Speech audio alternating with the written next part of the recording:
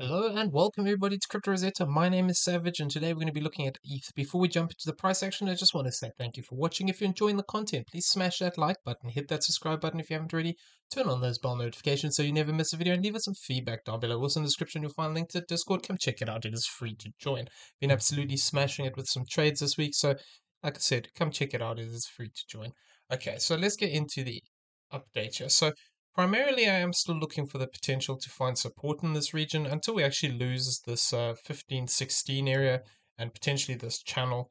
We can look for that potential to either progress up and still in a three-wave move, where this becomes an ABC, or alternatively, we could still be looking for a bigger move to the upside here, looking for an extension within the waves. So this is all possible, but we're going to discuss what we need to happen for this to play out, as well as some potential bearish alternatives where we could actually look to take this low point and then have a look to move down for this potential B wave into this zone here. However, like we have said previously, we'd have to be watching this move to the downside if we start to lose this lower range of this 1241, which would be that 786. Effectively, we can start to look for the potential we might actually come back down and break this 1075 area. So we need to just give it a bit of space. We need to be cautious within this. Like I said, there is still that upside potential for as long as we hold this box, and that's what we're going to be discussing first. So within this, currently how I'm looking at the move is that this is an W, this is an X, and then potentially we're looking to complete this Y wave. So we can argue that this could actually be completed into this low point. And then we could actually start to look to move away from this. So if we do, there's a couple of things we need to be aware of. Until we actually take this high here, we need to just be careful of the fact that this isn't all an A, we form a B, and then we get a C wave, which we'll go over within the video. But then as well, we do have that potential to start counting this as impulsive. And we were talking about the potential of looking for an impulse here. There is also, we can also potentially count this as a 1, 2, 3, 4, 5 as a diagonal. So we need to keep an eye on this high point here as well of this 1726, and this high up here of this, where are we? 1742. If we still maintain these highs, we can still look for that potential to start to see a bigger move forming here, where potentially we could argue we form a 1-2. This could all additionally become a 1-2, and then we could actually look to break down. So we're going to give it a bit of space to see how these moves react. We're going to have to take it one stage at a time and then see how we get on. So within this move to the downside, we can argue that this move within here is a completed A wave, and then or it could be a completed move, so it could be an A, B, and a C, something, well, a WX and a Y rather. Or alternatively, we could actually still be within a B wave here and looking for this lower target, because we were talking about this yesterday, this 1536 area. We have, however, come down to that 618. So I am looking for that potential that we could start to turn around here, but we need a few things to happen, which we're going to discuss within in a second. But this move over here, we just need to be a little bit cautious, because this could actually still just be a flat correction as a connector wave. We face rejection and then actually look to push down for another leg to the downside. So this is something we need to be aware of. And the reason why I'm saying this is if we throw this fib on here, we can see this came down exactly to that 1382, which is a common area when we're getting an expanding or an irregular flat rather, not an expanding one. We don't know that yet. But effectively, what we'd be looking out for here would be whether this B wave actually looks to move up and potentially come back up into some of these zones towards this 1618 area. And, then we could look actually for the potential that this could be an A, B, and a C. So that would be one of the ways of measuring it. The other way of measuring it would actually be looking at this A wave measurement and actually looking towards the 1633. So if we do move back up towards the center line area, this 1236 area to this 1618, which is the 1633, need to be aware that we could look for a rejection within this zone here, and then actually look to break down one more time as a C wave to the downside. So we just need to be a bit cautious of that. That could then look to actually move us more down towards this zone of the C wave. If I just throw this fib onto this low point here, from this high down into here, and then we argue we come up towards this channel line, we can see that that 1-to-1 would be down here towards that 1527. So depending on how high exactly this comes, if we had a retest of some of these lows, it would put it more in line. So yeah, just keep an eye on this. There is that bullish potential, but we also need to be aware that we could actually still look at this as part of this Y wave to the downside here. Okay, so if we're looking for bullish potential here off of this low, and we want to say that this wave 2 is potentially completed, and this is WXY completed early over here, effectively what we will want to then see is, I'm going to throw this on for a second, we'd be looking for the potential of this as a breakout. So what we'd want to see is we want a couple of things here. We need to hold this 1557, and then potentially within this move, we can argue there is still the potential to have one more push up for a fifth. Basically, where this becomes a 1, 2, this is a third, we have this as a fourth and a fifth wave to the upside. So there is still potential to actually push up one more time. And that would be valid for as long as we hold this range here of this 1585. If we do move down back again towards this 382, at 1590, then we could actually look for the possibility that we could have an additional leg to the upside here as a fifth wave, and then that would look to potentially target towards this zone of, let me just remove this one. That's the wrong one. Let's remove this one rather.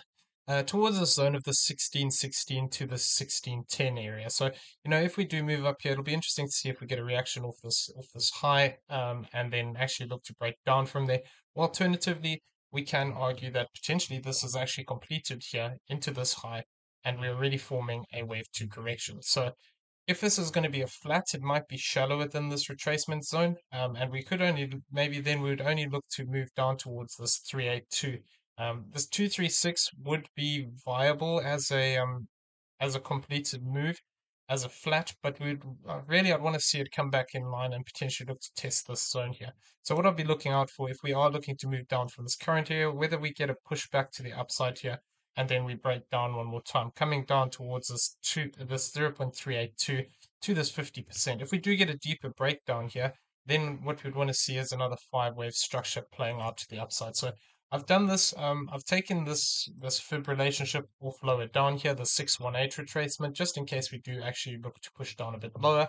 And that would we'd have to move up to that 1662 area for that to be confirmed, looking for a fourth and a fifth to the upside. So really, until we actually have a decent wave 2 here and then start to see 5-wave structure, we can't really confirm this because this could also, just off of this low point, become an A, a B, and a C, and then we form another corrective move, something like this, and this doesn't actually fit into the impulse potential that we're looking at. So basically we're looking to see if this if we're getting a wave 1 of this bigger move, and that would be looking for this bigger third wave up here, potentially to this zone of this 2076. We don't have that confirmation yet. And like I said previously, we could just get this play out as an A, B, and a C, and then we potentially just come up one more time here. And then actually this whole move is just a bigger corrective pattern here. So we got to just give it a bit of space.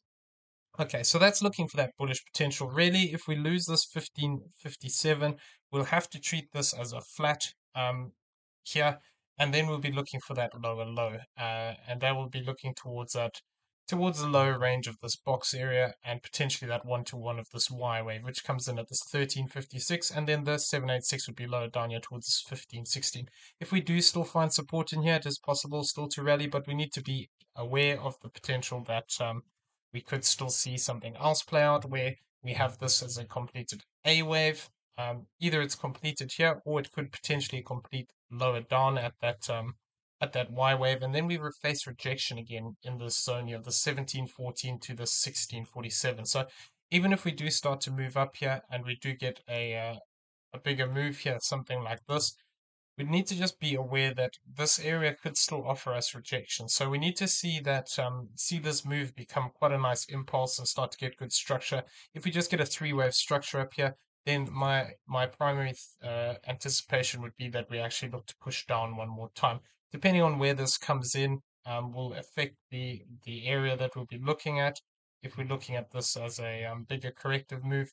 So if we did move back up into this area, what we'd be looking for is that potential to actually come back and retest maybe the 618 or slightly higher up here. And then looking for the actual potential to come back down for an ABC pattern just like this. So that 1-to-1, depending on how high we go, like I said, it could bring us back to this 1500 area. If we only have a shallower retracement, potentially to this 50%, that could bring us right down here into this 1470 zone. So, this is an area that we're going to have to watch on this retracement really until we actually take this 1461. We can still look for that potential for upside here. However, we did also talk about in the previous videos, this is possible to be a high, and we could be looking for that deeper retracement down here into this box area. That is basically the two most likely counts. I am still tracking this as a potential bigger 5-wave move to the downside. Let me turn this off. And what I'm looking for within this is the possibility that basically within this we have some extension where, like I said, potentially we could also count this whole move down as a diagonal. So I was looking at it into this point here. I'm looking at this as a 1 with a flat 2, 3 into here, 4 and a 5. But it is possible that we could look at this as 1, 2, 3, 4, 5 into this low. And then actually what we look for is that bigger retracement to the upside here for wave 2 again, find rejection, and then actually look to break down for a much bigger wave 3. That would then be a 1-2, 1-2. So yeah, I mean, depending on how these moves start to play out, at the moment they are very choppy and overlapping. That would kind of fit into the narrative of this being a diagonal here. But what we'd have to see is whether we actually manage to break back above this. Because if I throw some trend lines on this, like this, down across here, potentially. We can argue that we could be seeing a descending wedge pattern here. So these do tend to break to the upside, but we'll have to see whether we actually do get that move back up into these regions and then we get a deeper rejection, or alternatively, like I said, we could look for this to potentially complete here, break through this, and then start to take some of these highs and get rid of some of that bearish potential of an immediate sell-off. But we'd still have to be careful as we move up until we actually get that bigger 5-wave confirmation by moving up more significantly past this 2007 or towards this 2076 area. Really, this 3-wave pattern, we need to be cautious at that 1-to-1 sort of zone. If I just go off of our current area, let's get onto this high point, down into this low. 1-to-1 would be this 1856, and then if this extended out slightly, we could look for this 1934 to this 1985. So that's only looking if this does decide to basically progress to the upside, but really we'd want to start to see, challenging some of these key highs here, this X-wave high here, this high over here, this 1720-ish, then the 1744. We want to see these get taken out, and once we start to, if we did start to do that, basically what we would have is more structure here to work off of, and we could look for this potential. What I'd ideally want to see if we're looking for this is basically to see something like this. We form a 1, 2, 3, 4, 5, potentially come up here towards this towards some of these key areas, and then actually start to see that 3-wave move down, finding support again back above this area here, and then actually looking for bigger continuation to the upside like this.